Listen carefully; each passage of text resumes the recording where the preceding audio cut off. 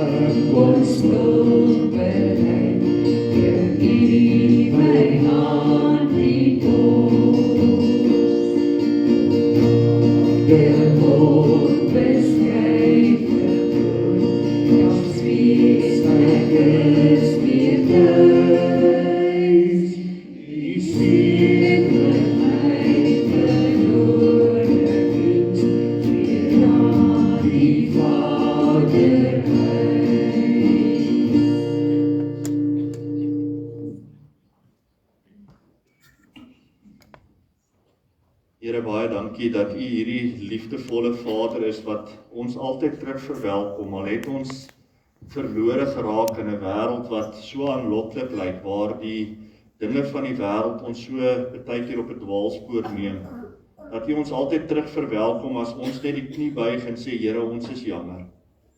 Here, ons aanbid U, Vader, Seun en Heilige Gees, U alleen as die Skepper, as die enigste God. Here, U is die ewige God, U het geen begin of einde nie, U is.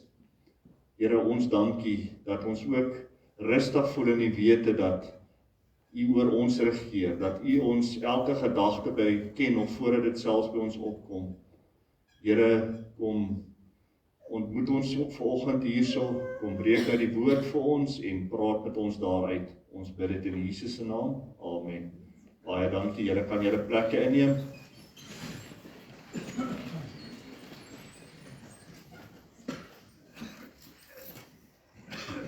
Net vir die sê, as julle dalk regtig 'n moederskamer nodig het, pla my glad nie, maar as julle dalk 'n moederskamertjie, ek weet nie of julle hier was toe ek gesê het nie, maar daar so agter is 'n moederskamertjie as julle enetjie nodig het, maar dit pla my regtig nie, hoor. Die res van julle kan julle Bybels oopmaak by 1 Tessalonisense, die eerste brief van Tessalonisense. Ek gaan daar vir ons die hele hoofstuk lees. Dis nie 'n baie lang hoofstuk nie, kom ons lees dit daarso, soos wat ons dit ook het in die 1983 vertaling. Van Paulus, Silvanus en Timoteus, aan die gemeente van die Tessalonisense, wat aan God die Vader en die Here Jesus Christus behoort, genade en vrede vir julle. Ons dank God altyd vir julle almal, wanneer ons in ons gebede aan julle dink. Sonder ophou bring ons dan voor God, ons Vader, in herinnering die werk van julle geloof, die inspanning van julle liefde en die volharding van julle hoop op die Here Jesus Christus.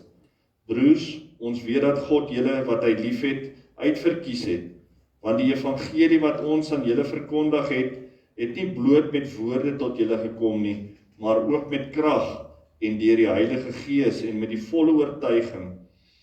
Julle weet trouwens hoe ons by julle opgetree het, en dit om julle ontwil.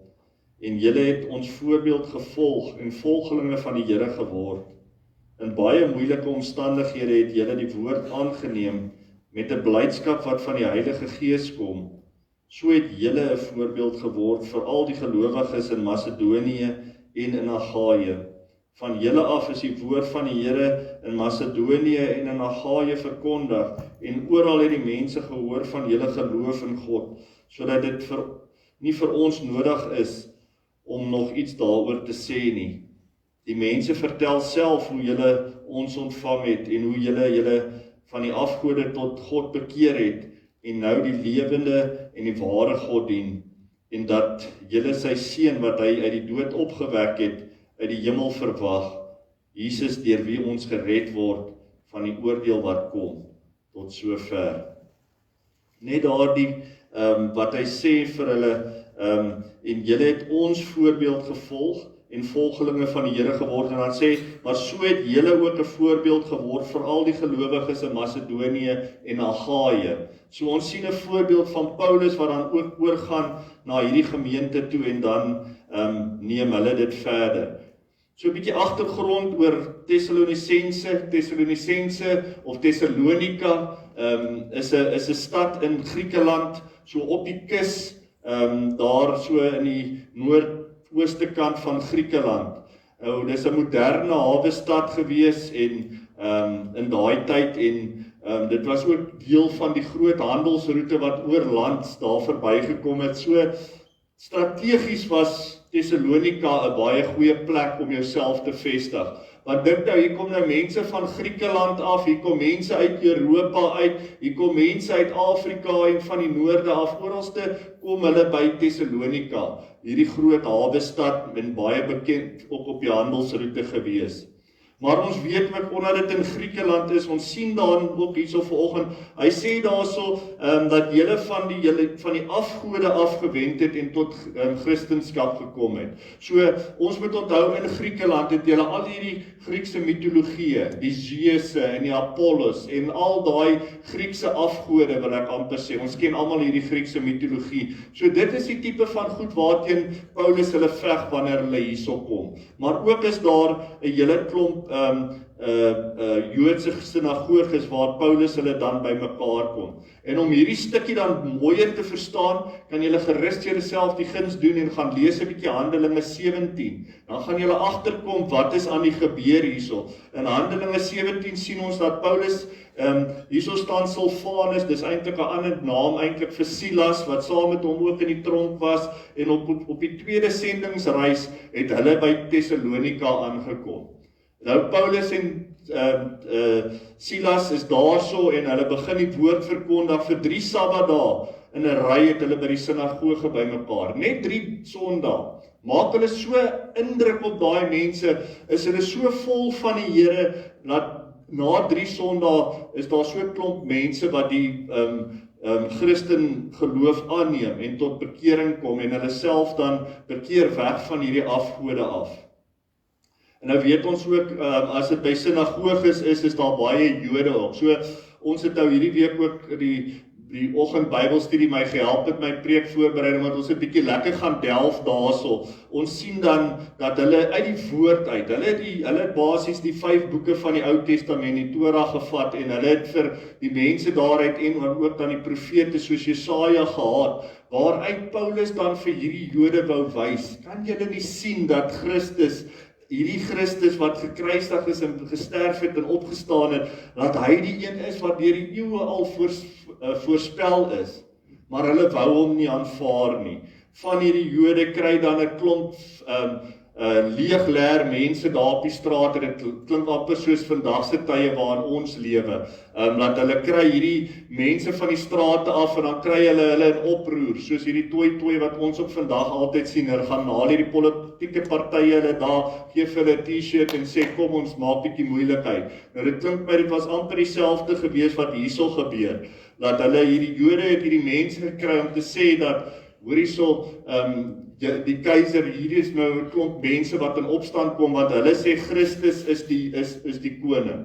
Nou jy is mos die koning, jy is mos die keiser. So ons sien dan dat hulle onmiddellik probeer om hierdie ding in die kiem te smoor, maar net 3 Sondae wat vir my baie uitstaan, net 3 Sabbatdae het Paulus hulle daar gespandeer voordat hulle weggejaag is. Maar daai voorbeeld van hulle is slaan so diep dat daai mense het 'n groot voorbeeld weer verander geword in hulle omgewing. Ons sien ook daarso in Handelinge dat Jason met vir Paulus hulle gehuisves en hulle bring hom dan voor die Joodse raad, want Paulus hulle gaan kruip nou weg, hulle lewe is op die spel. Maar hierdie Jason of Jason, hy huisves vir Paulus hulle. En dat hy bereid is ook om hierdie werk te doen, dat hy diensbaar is, om vir hulle 'n plek te gee waar vandaan hulle af kan werk. So party mense is die voorlopers, party mense is die doeners, die Paulus en die Silas hulle en die Timoteus wat later by hulle sou aansluit, hulle is hierdie ouens wat bereid is om die werk te gaan doen, hulle sal hulle lewe op die spel plaas vir hulle Christendom. En dan sien ons net dat hulle in die nag moes hulle wegvlug na Berea se kant toe, om weg te kom daarso. So, Paulus het nou 3 Sabbatdae daar spandeer, nou begin hulle wegbeweeg, en dan wanneer Paulus dan uiteindelik hierdie brief aan die Tessalonisense skryf, dan is hy in Korinte. So hulle beweeg maar, hulle gaan tot daar, dan word hulle gestenig en hulle kry houe en hulle plaas hulle lewe op die spel vir hulle geloof en dan wanneer dit 'n bietjie te ondraaglik raak, dan gaan hulle maar verder.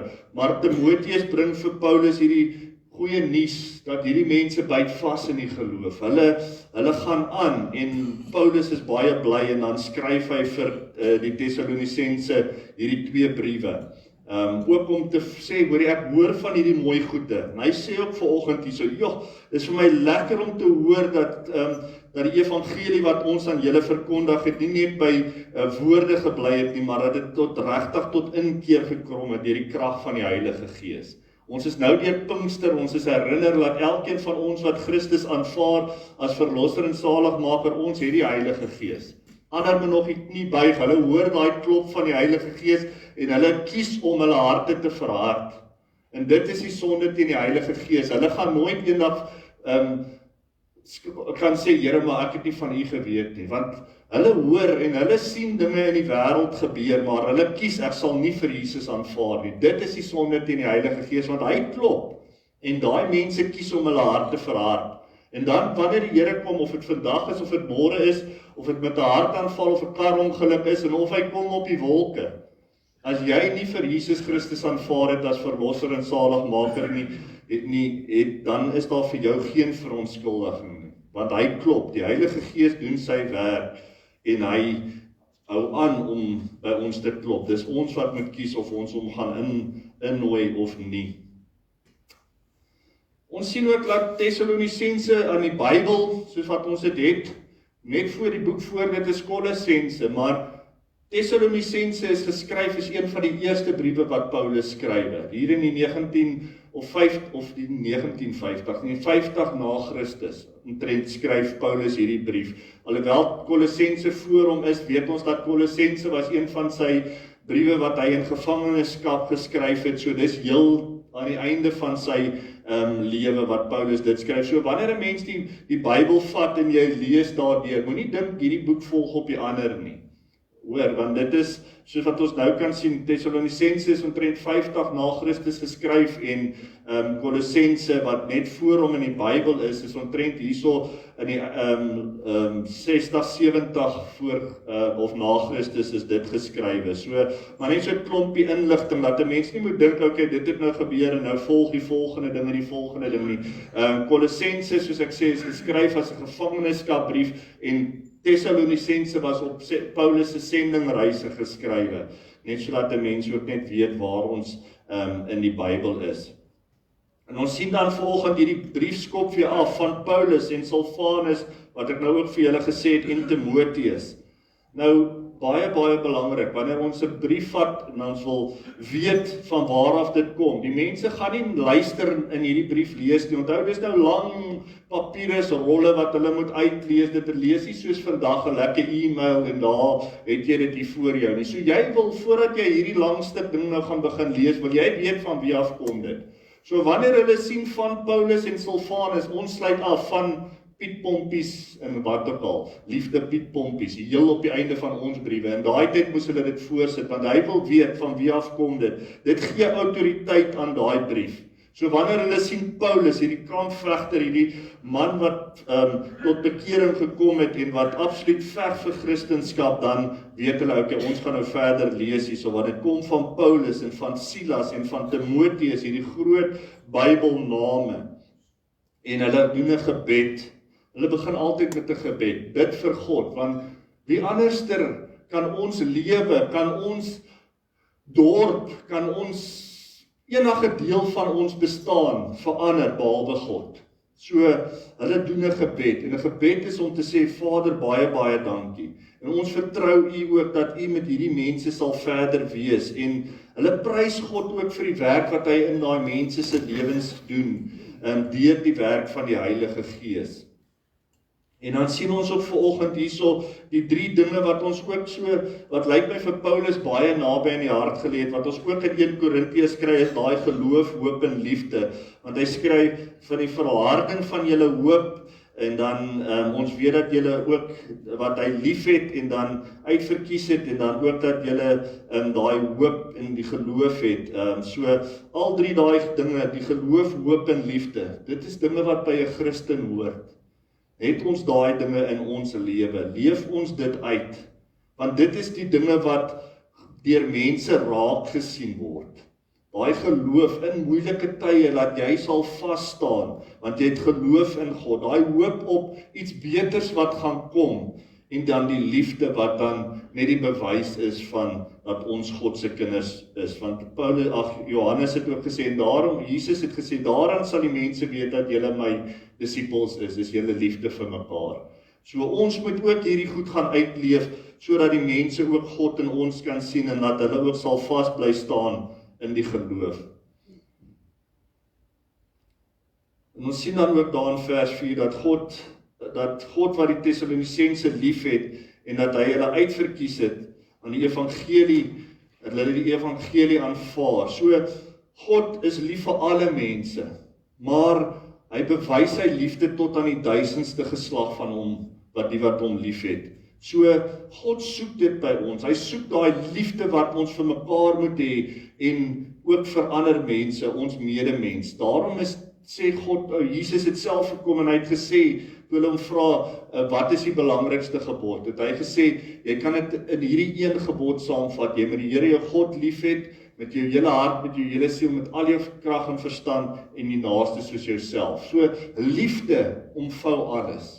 As jy lief het, gaan jy nie 'n ander man se vrou begeer nie. As jy lief het, gaan jy nie sy goed steel nie. As jy God lief het, gaan jy nie ander gode dien nie. So, liefde is waaroor alles gaan.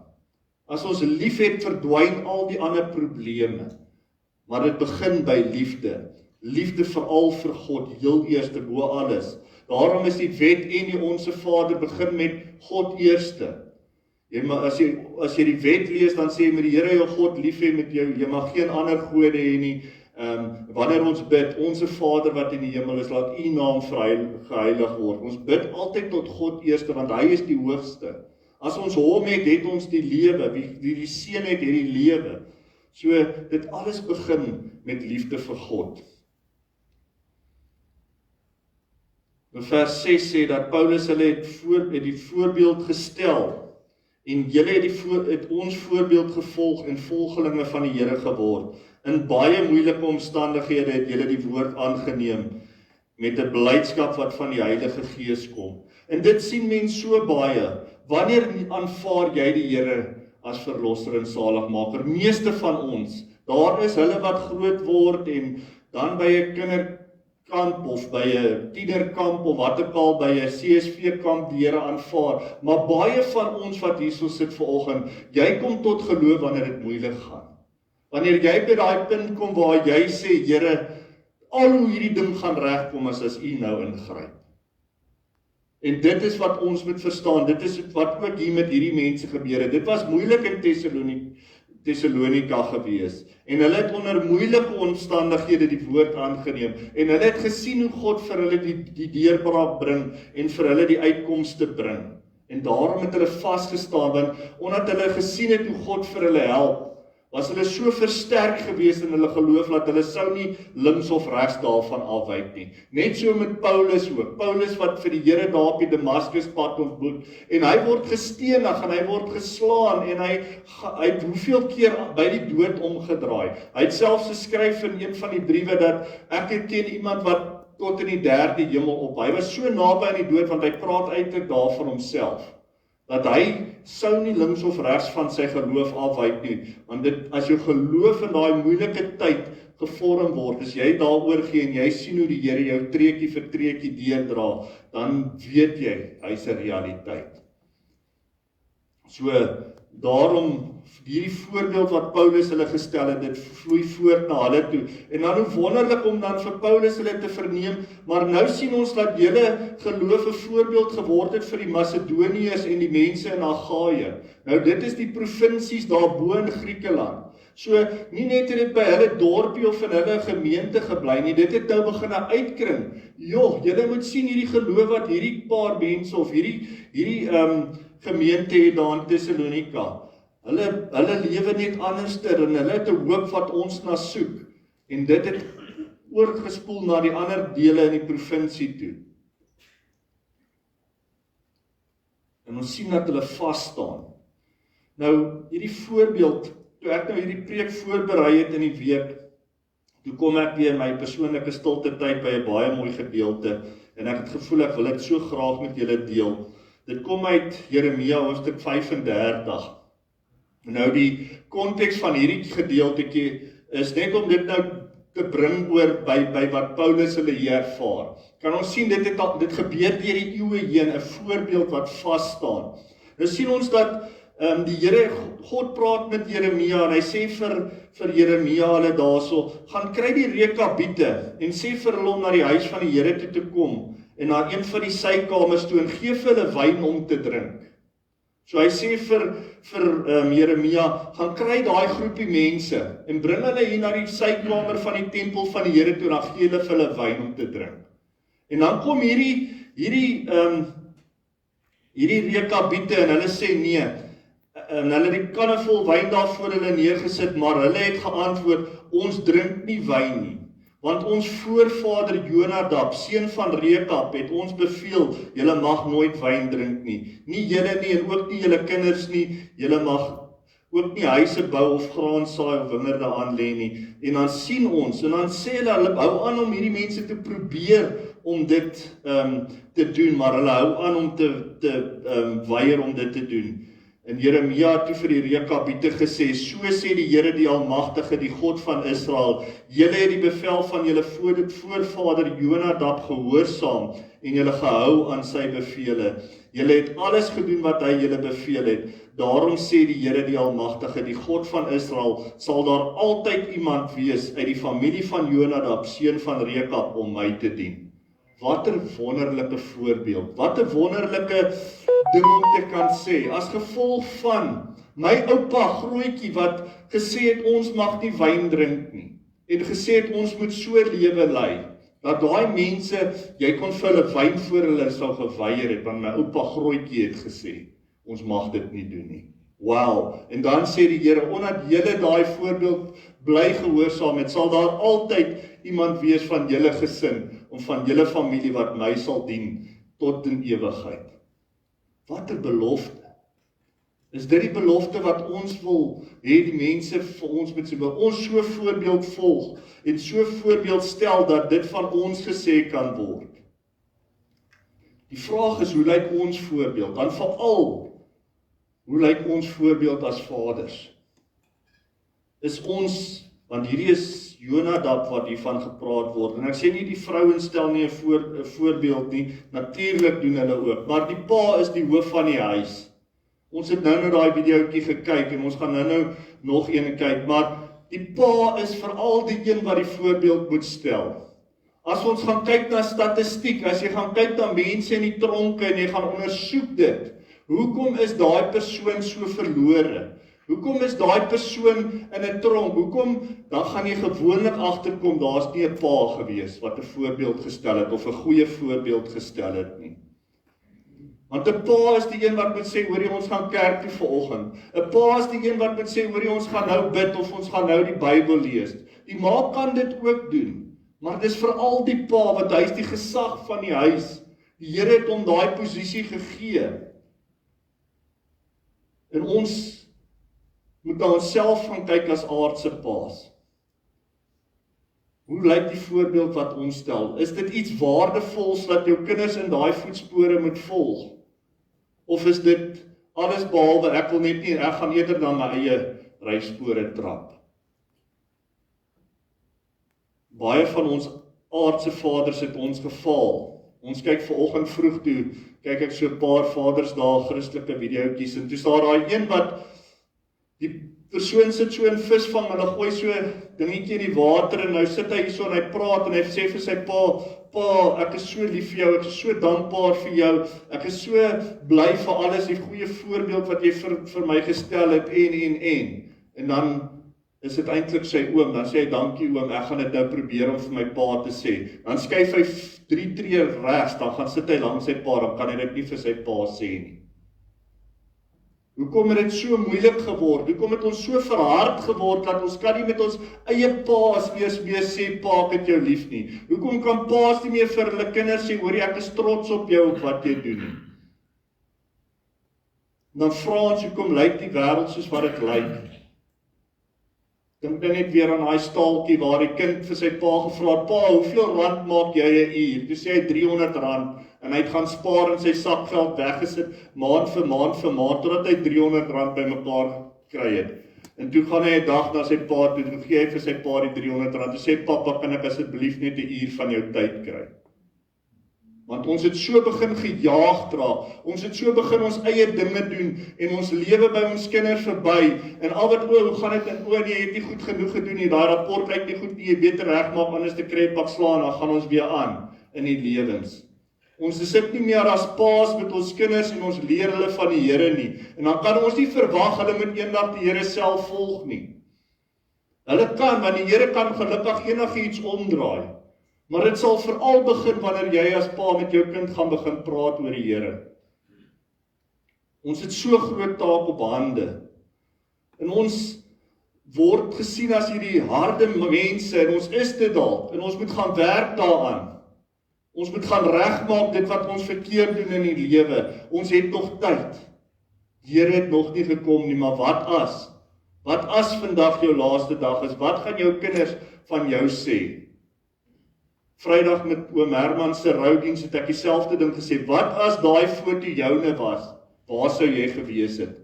Wat sou die mense vanoggend hierso op hierdie preekstoel van jou moes gesê het? Gaan dit goeie dinge wees? Of gaan dit, nou moet ons ewe skielik mooi woordjies uitdink, en is vir my partykeer so hartseer dat, dan wil jy nou al hierdie mooi dinge sit, maar daar was nie 'n goeie verhouding nie, en nou moet ons ewe skielik, daai persoon is weg. Jy kan dit nie gaan regmaak nie. Wat jy kan verander is, as dit jy is wat volgende dalk daar is, wat gaan mense oor jou sê. So vandag is die tyd vir jou om te gaan regmaak. Want môre is dalk nie vir jou gegee nie, jy het vandag om te gaan regmaak. En soos ek sê, ons aardse paas stel ons soveel keer te leer. 'n bietjie, julle kan vir my daai volgende ene regkry asseblief. Ons het gelukkig 'n hemelse Vader. En ek wil net vanoggend, as jy hierso sit stikkend, met 'n pa wat nooit daar was vir jou nie, 'n pa wat jou altyd teleurgestel het, 'n pa vir wie jy nooit goed genoeg was nie, wil ek daarom vir julle sê, ons het 'n hemelse Vader. Ek wil vanoggend hê, raak rustig daar waar jy nou is. Kyk hierdie woorde. Kyk hoe word jy gesien, en hoe kan jy nie anders dan vir so 'n pa jou alles te kan gee nie. So kom ons kyk net daai video, dan sal ek weer verder gaan.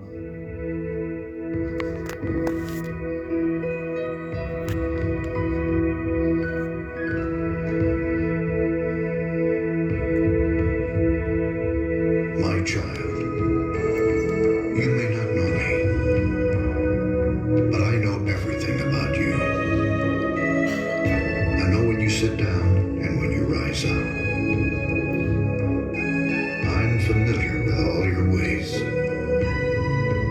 Even the very hairs on your head are numbered, for you were made in my image. In me you live and move and have your being. For you are my offspring. I knew you even before you were conceived. I chose you when I planned creation. You were not a mistake.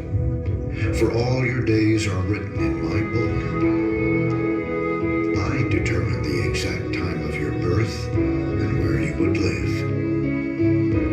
You are fearfully and wonderfully made. I knit you together in your mother's womb and brought you forth on the day you were born. I've been misrepresented by those who don't know me. I am not distant and angry, but am the complete expression of love. And it is my desire to lavish my love on you, simply because you are my child, and I am your father. I offer you more than your earthly father ever could, for I am the perfect father. Every good gift that you receive comes from my hand, for I am your provider and I meet all your needs. My plan for your future has always been filled with hope, because I love you with an everlasting love. My thoughts toward you are countless as the sand on the seashore, and I rejoice over you with singing. I will never stop doing good to you, for you are my treasured possession. I desire to establish you with all my heart and all my soul. And I want to show you great and marvelous things. If you seek me with all your heart, you will find me. Delight in me, and I will give you the desires of your heart. For it is I who gave you those desires. I am able to do more for you than you could possibly imagine. For I am your greatest encourager. I am also the Father who comforts you in all your troubles. When you are brokenhearted, I am close to you. As a shepherd carries a lamb, I have carried you close to my heart. One day, I will wipe away every tear from your eyes, and I'll take away all the pain you have suffered on this earth. I am your Father, and I love you even as I love my Son Jesus. For in Jesus my love for you is revealed. He is the exact representation of my being. He came to demonstrate that I am for you, not against you, and to tell you that I am not counting your sins. Jesus died so that you and I could be reconciled. His death was the ultimate expression of my love for you.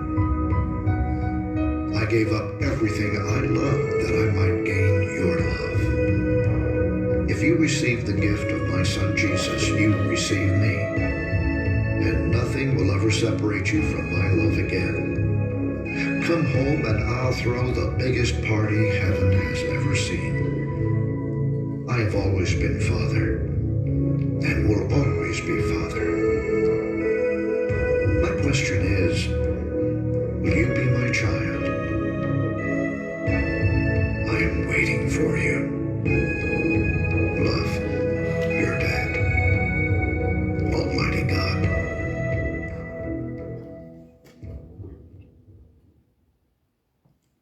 En dit is hoe God oor ons voel, oor elkeen van ons wat hier sit. Het jy al daai keuse gemaak om hom in te nooi, om hom die pa van jou lewe te maak, jou hemelse pa. Hy het alles vir jou kom doen om jou in te nooi in hierdie verhouding in met hom. Of is ons soos hierdie ander mense in Thessalonika wat agter hierdie ander gode aan hardloop? Wil ons dooie stuk goede aanbid? Wil ons geld aanbid as 'n god? Wil ons mense of status of wat ook al jou afgod is? En Paulus skryf hard teen hierdie goede, en hy sê vir hierdie mense, maak reg voordat dit te laat is, en stel hierdie goeie voorbeeld.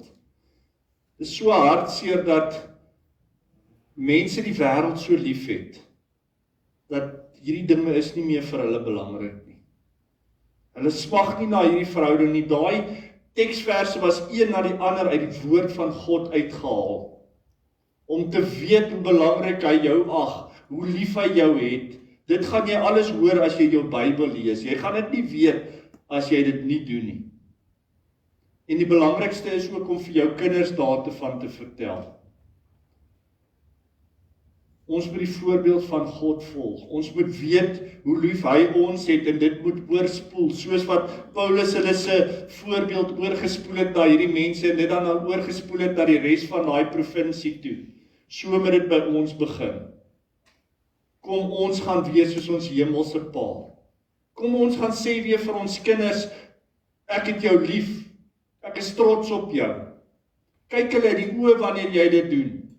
Nie soos, ek dink het ek daai staaltjie nou klaar vertel, maar die pa, hy kan dit nie vir sy eie pa sê nie, hy kan dit vir die oom langsom, kan hy daai woorde sê, maar hy kan dit nie vir sy eie pa sê nie. Het ons so hard geword, dat jy kan nie meer jou hart met jou eie pa deel nie, of met jou ma nie. Kom ons werk saam aan die dinge wat stikkend is, maar ons hou nie net aan om die verkeer te gooi nie. Miskien moet ek eers my hand opsteek. My kinders weet, ek was nie altyd die maklikste pa gewees nie, maar dankie Here dat hy in my lewe kom pa word het. Want van daai dag af dink ek weet hulle het ek 'n ander man begin word. Ek sê nie ek het dit al alles bereik nie. Ons het almal nog werk. En ons almal val en struikel van tyd tot tyd, maar ons het vandag. Vandag om vir jou kind te, as hulle nie by jou is, nie net daai oproep te sê, my kind, ek is trots op jou. Nie al die goed wat hulle nog nie in die lewe reg gekry het nie, want almal van ons is maar 'n proses aan die werk. Ons is daai klei in die pottebakker se hande, hy vorm ons en hy druk ons nog om daai perfekte fase te word. Maar kom ons gaan sê net weer 'n bietjie positiwiteit. Kom ons gaan sê net vir my kind, ek is lief vir jou, ek is trots op jou. En daai ding waarmee ons worstel, ek sal jou probeer help om dit te oorkom. Maar kom ons begin by onsself. Kom ons probeer wees die voorbeeld wat God vir ons gestel het, die voorbeeld wat Jesus vir ons gestel het.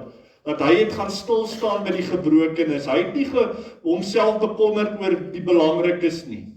Hy het juist by daai gebrokenes gaan stil staan. Die wat die wêreld verstoot het, kom ons gaan trek hulle weer in.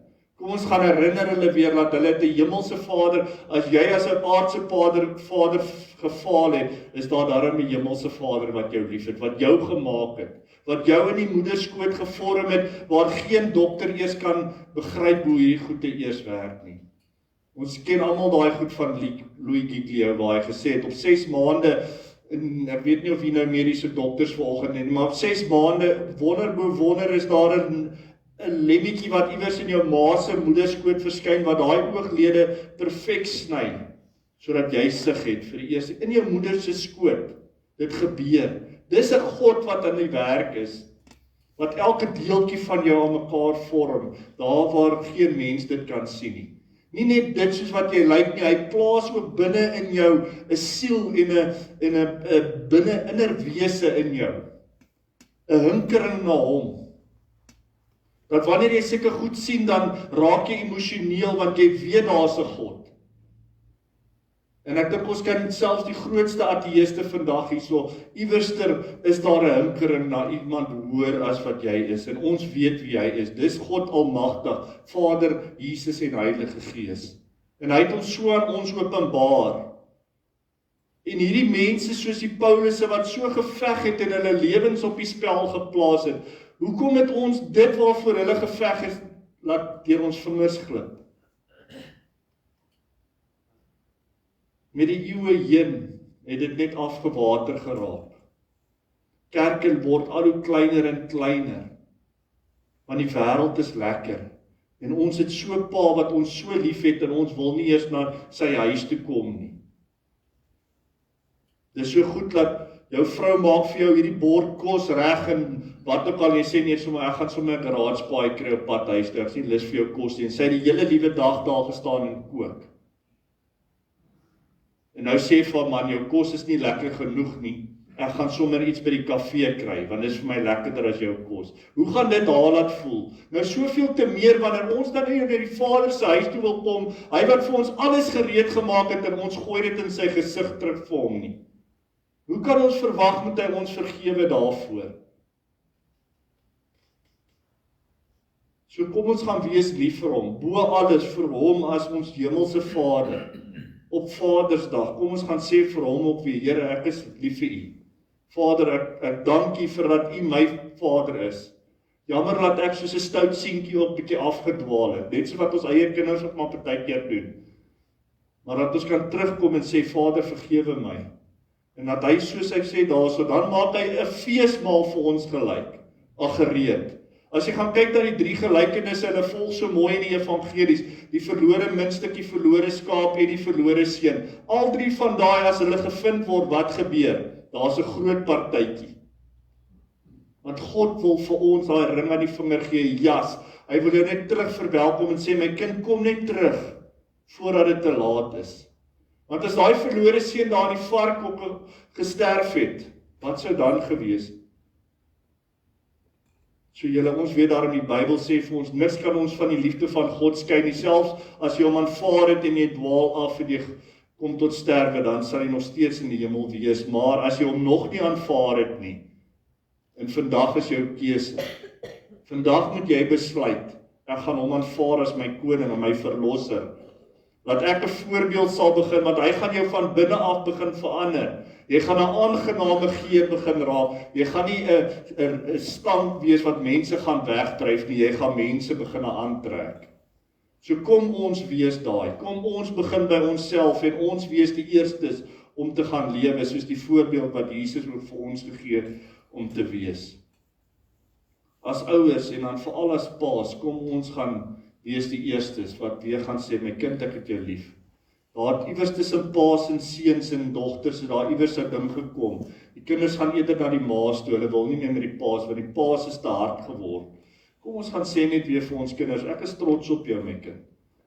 Ek is trots op waar jy is. Ek is trots wat jy van jou lewe gemaak het. En bo alles, die grootste geskenk wat jy hulle kan gee, is leer hulle van die Here Jesus Christus, voordat dit te laat is. Dis die grootste persent. Geld kan dit nie koop nie. Maar jou ewige lewe hang daarvan af. So kom ons maak seker, ons gaan deel dit. En soos wat daai ander een ook gesê het, party van ons het ongelukkig, weet ons ook ons lewe in moeilike tye en van oor die eeue heen. Dink aan Hanna wat nie 'n kind kon gehad het en vir Samuel moes gaan afsoek, maar dit is ongelukkig so. Van ons kan nie kinders in die lewe bring nie. Maar ons weet ook dat ons kan 'n geestelike vader vir iemand gaan wees. Gaan neem iemand aan as jou geestelike seun, maak hom groot, leer hom van die Here. Is dit daai persoon by jou werk, is dit jou tuinier, is dit wie dit ook al is, kry dan vir jou 'n geestelike seun wat jy gaan groot maak en vertel van die Here. En daai persoon kry die geleentheid om die Here te aanvaar, ook as sy of haar verlosser. En dan is daar 'n feesmaal in die hemel wat in gereedheid is. Daar's niks wat 'n groter partytjie oopmaak as iemand wat sy hart vir die Here gee nie. Dan jubel die engele dit uit in die hemel vir daai persoon wat tot bekering gekom het. So mag ons nooit ophou nie. Paulus het hulle lewens op die spel geplaas om die mense van Christus te vertel. Hoekom het ons opgehou om dit te doen? Want as dit vandag die laaste dag is daar heelwat mense wat nie van gered gaan wees nie, maar hulle was oor ons paaie gestuur en ons het hulle nie van die Here vertel nie. Dan is daai bloed op ons hande, maar as ons vir hulle vertel dat daar is 'n God en hy het sy seun gestuur om seker te maak dat daar 'n manier is wat ons in die hemel kan kom en ons weier om daaroor te praat, dan is dit tel dit teen ons. So julle, ons dank die Here vir Vadersdag ook, maar ek roep op al die aardse paas op vanoggend, kom ons gaan stel die voorbeeld, kom ons gaan sê vir ons kinders, ons is trots op julle, en kom ons gaan oorspoel hulle met liefde. Mag hulle weet hoe ons oor hulle voel. Ek sluit vir ons af. Here, dankie dat ons mekaar kan lief hê, omdat U ons eerste lief gehad het. Dankie dat U ons so lief het, dat U U seun vir ons gestuur het, om alles moontlik te doen, sodat ons gered kan word. Maar Here, daai keuse lê by elkeen van ons. Ons moet dit nie buig, ons moet U innooi. En Here, dan sal alles verander. Dan sal alles mooi begin lyk en nie stikkend wees nie. Here, dankie dat U ons aanvaar net soos wat ons is. Here, U het by die stikkenis gaan stilstaan, die fariseërs en die tollenaars en by almal het U gaan aanklop, Here. En van hulle het die knie gebuig en het die lig gesien. Ons weet van die Nikodemusse en die Matteuse wat die tollenaar was, wat ook tot bekering gekom het, Here, want U gee vir almal daai keuse om te maak. Mag ons dit doen voordat dit te laat is. Dankie vir U liefde vir ons en dankie dat ons U mag terug lief hê. Here, wanneer ons weet dat ons aardse paas ons teleurstel, dat ons daar 'n hemelse Pa waartoe ons kan gaan, wat ons nooit sal verlaat nie, wat altyd daar is vir ons dag en nag. Want U is alomteenwoordig en alwetend. U weet wanneer ons U nodig het. En U is daar vir ons om ons deur hierdie moeilike dal van doodskade weer te dra. Selfs al kan ons U nie meer sien nie, is U daar vir ons. Ons dankie dat U is wie U is. En dat dit nie van ons afhang dat U God is nie, maar dat U altyd God sal wees. U nooi ons net in hierdie verhouding, Here. En mag ons dit aangryp met albei hande voordat dit te laat is. Ons loof en ons prys U in Jesus se naam. Amen. Kom ons staan en sing ons die laaste lied saam.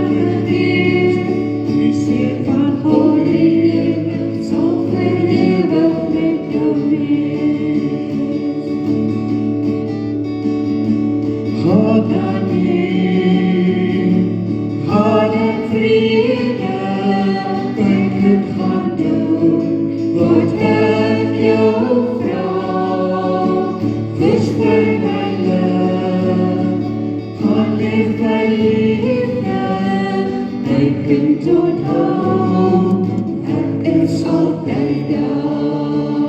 Kind onthou, ek is altyd daar.